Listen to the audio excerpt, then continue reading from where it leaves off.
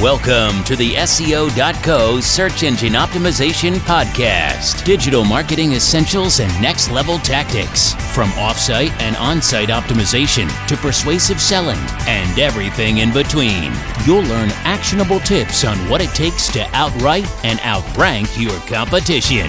Now, here's your host, Nate Need.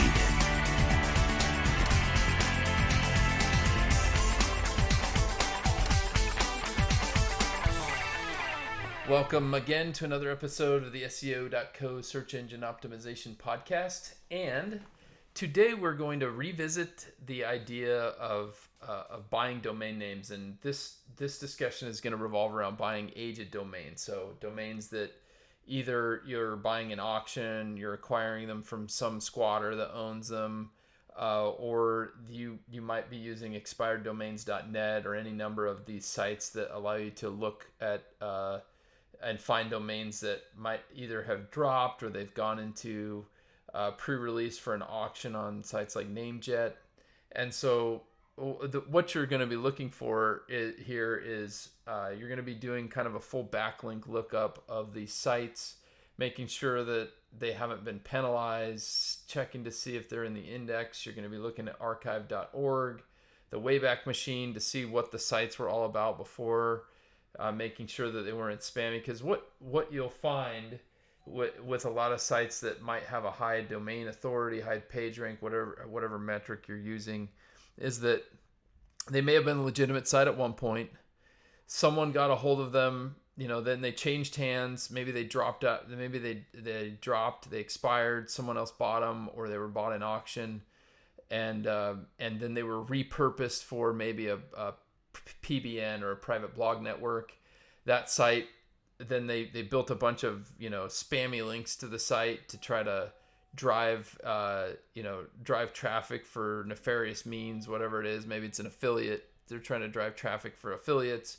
And the next thing you know, you've got a site that just has a bunch of garbage links pointing to it, even though it might be right in the line with your branding and what you would like to have.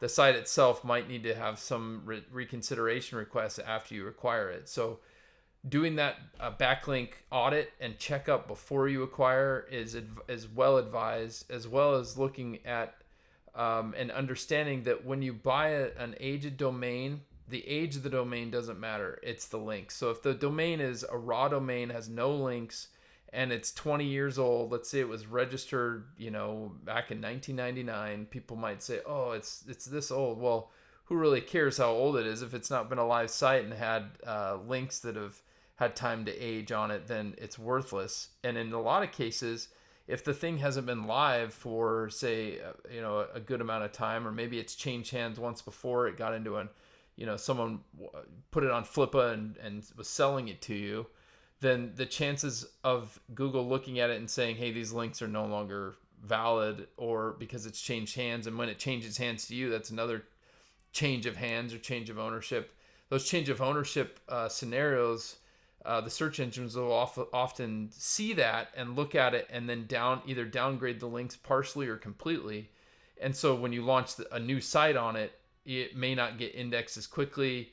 You may, now while people will say that there's no such thing as a sandbox, you may experience some degradation or downplay of what you would think would be a site that would rank quickly. And so you'll see some of those effects, even though you may not have poor links to the site. It may have good links, but those links just, Google is downplaying those, or the search engines are downplaying those after you get the site live. So these are all considerations.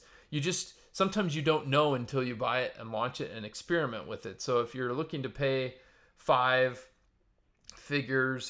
or 5 figures for a domain name, and someone's selling you a bill of goods, that you don't know what you don't know yet, unless that domain name has inherent value, either as a brandable domain for you and your company, or has inherent value because of the keywords that are in it, whatever the case might be in that instance. So all items to consider as you're looking to acquire a domain name and acquiring it for links. Now, the one thing I will say is acquiring a domain for links alone is foolhardy especially for those looking to build a PBN. PBNs, yes, they do still work, but the Google gods are getting smarter about being able to filter out what is coming from a PBN and what is not. And so the suggestion here would be, don't buy it just for the links and then put up some garbage, generic article directory site where you're just, linking to other sites that you own or client sites. That doesn't add any value to the internet ecosphere. So that is my 2 cents on the PBN world. Yes, they work. When used, they can be effective, but usually we'll use them to help drive up, second tier as a second tier source, but still hurt your first tier links. So it's not, in that case, it's not even worth it. It's a very short term and short lived strategy. So, but it can still work, and doing it right actually is very costly. So in most cases, it's best just to do your standard link building outreach and do your outreach service. Go through an outreach service provider to find some good quality links.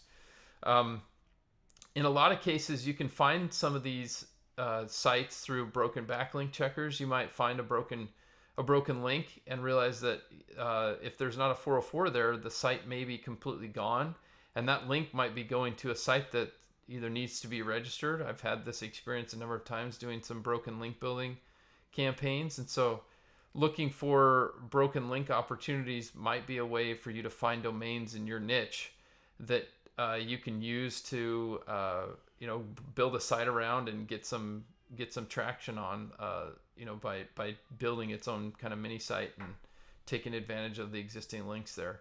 Possibilities, not necessarily a holistic strategy, but one strategy of a mix. We hope you enjoyed this episode of the SEO.co podcast. We'd love to hear your questions and comments regarding the acquisition of domain names for SEO, especially as it relates to aged domains and links to aged domains. Feel free to leave your comments, and we look forward to having you on here again soon. Thank you for joining us on the SEO.co podcast. We appreciate your time. Be sure to rate, review, and subscribe to the show, and visit SEO.co for more resources based on today's topic, as well as access to more podcast episodes to help you improve your site's long-term SEO success.